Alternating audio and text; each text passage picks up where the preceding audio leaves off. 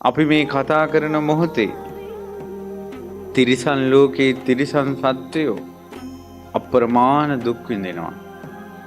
මේ වෙලාවේ මාළු දැල්වලට කී දෙනෙක් මාළු අහු වෙනව ඇතිද? මේ වෙලාවේ පන පිටින් ඉස්සෝ මාළුවෝ සර්පයෝ කොයිතරම් කැපෙනවද? තෙල් චාච්චි වල බැදෙනවද? පන පිටින් කකුලුවෝ නොයෙක් ප්‍රාණී මේ වෙලාවේ වැස්සට කී දෙනෙක් තිරිසන් ලෝකයේ තිරිසන් සත්තු තෙමෙනවද? මේ වෙලාවට පායන පැතිවල පායන රටවල් වල අවුව තියෙන වෙලාවට කී දෙනෙක් අවුවේ පිච්චෙනවද? ප්‍රාණීන් මේ වෙනකොට බලවත් සතුන්ගේ ගොදුරක් බවට පත් වෙලා පන පිටින් තවත් සත්තුන්ගේ ඇඟට යනවා. මේ මම බන කියන වෙලාවේ ඔබ බන අහන වෙලාවේ තිරිසන් ලෝකයේ දුක. ගවයෝ කී දෙනෙක් මේ වෙනකොට ඝාතනය වෙනවද? ලෝකේ කොතැනක හෝ. කුකුලන් කී දෙනෙක් ඝාතනය වෙනවද? ලෝකේ කොතැනක හෝ. නොයෙක් ප්‍රාණීන් තවත් අයගේ ආහාරය පිණිස ඝාතනය වෙනවා. කුරා කූඹින් මේ වහින වැස්සට මේ වහින වැස්ස කුරා කූඹින්ට සුවිසල් ගම් වතුරක්. ඔවුන් වතුරේ යනවා. ඔවුන් දුකටපත් වුණා. අපිත් ওই දුකේ ඉඳලා තමයි චූටි සුළු මොහොතකට මනුස්ස ලෝකෙට ආවේ. මේ මනුස්ස ලෝක උප්පත්තියක් ලැබුව වෙලාවේ නිකරුණේ ගත වෙන්න දෙන්න එපා.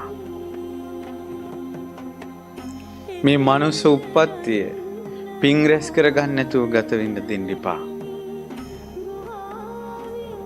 මේ අපි කතා කරන මොහොතේ මේ වෙලාවේ പ്രേත ලෝකේ പ്രേත සත්වයෝ අප්‍රමාණ දුක් විඳිනවා.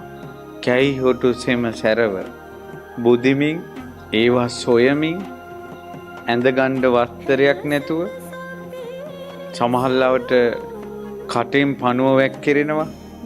මොකෙන් කරපු පාප කර්ම, බොරු කියපු, කේලම් කියපු, අනිත් අය බිඳවපු, නොකරපු වැරදි අනිත් අයගේ පටවපු පාප කර්ම ඇවිල්ලා ඔබ ගමන් බිමන් යනකොට ලොකු ගල් දකින්න ඇති. පාරයිනේ තියෙන කඳු වල තියෙන සමහර പ്രേත ආත්ම තියෙනවා. ওই ගලට කිඳා බැහැලා මේ ඇඟින් පල්ලෑ ඔළුව විතරක් ගලෙන් මතුවලා තිනවා. අපිට පේන්නේ නැතුණාට ඒ പ്രേතයාට යන්න බෑ. කෑම හොයන්න බෑ.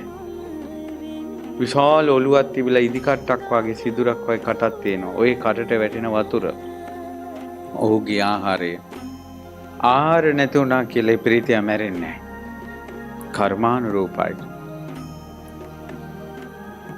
මේ විදිහට කොයි තරම්නම් ගණන් කළ නොහැකි සත්වයෝ ප්‍රේත ලෝකයේ දුක් විඳිනවද?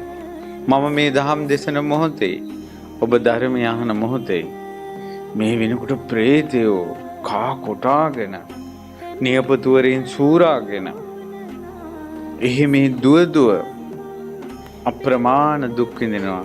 ඔවුන්ට රැයක් දවාලක් නැහැ. ප්‍රේතයන් නිදා ගන්නවා කියලා එකක් නැහැ. එච්චර දුක. අපගේ ඥාතීන්, අපි අඳුරපු අය, අපිත් එක්ක කතා කරපු සමහර ඇත්තෝ මේ වෙනකොට මැරලා ඔය කියන දුකේ සිටිනවා. මේ ජීවිතේ හෝ කලින් ජීවිතවල හෝ අපේම ඥාතීන් ওই പ്രേත ලෝකවල ඉන්නවා. දැනුත් අපි දැනමත් ඉන්නවා. ඒ නිසා ඔවුන් එසේ දුක් විඳිද්දී අපිට මෙච්චර බුද්ධ ශාසනයක් හම්බ වෙලා සංගරුවන ඇසුරු කරන්න ලැබිලා දහස් ගණනින් ධර්ම දේශනා ශ්‍රවණය කරන්න ලැබිලා ධර්ම සාකච්ඡා කරන්න ලැබිලා දන් දෙන්න ලැබිලා සෑය බෝධිය විහෙර ධාතුන් වහන්සේලා මනාව වඳින්න ලැබිලා අපි ප්‍රමාද වුණොත් එහෙම පුදුම භාග්‍යයක් ඒක. නිකරුණේ මනුස්ස ලෝකේ මනුස්ස ජීවිතේ නිකරුණේ ආයාලේ ගෙවෙන්න දෙන්න එපා. ගත වෙන දවසක් පාසා පිනක් ජීවිතේට රැස් වෙනවා නම් කුසලයක් ජීවිතේට රැස් වෙනවා නම් හොඳ දෙයක් කරනවා නම් හොඳ දෙයක් අහනවා නම් කොයි තරම් හොඳද? කොයි තරම් හොඳද?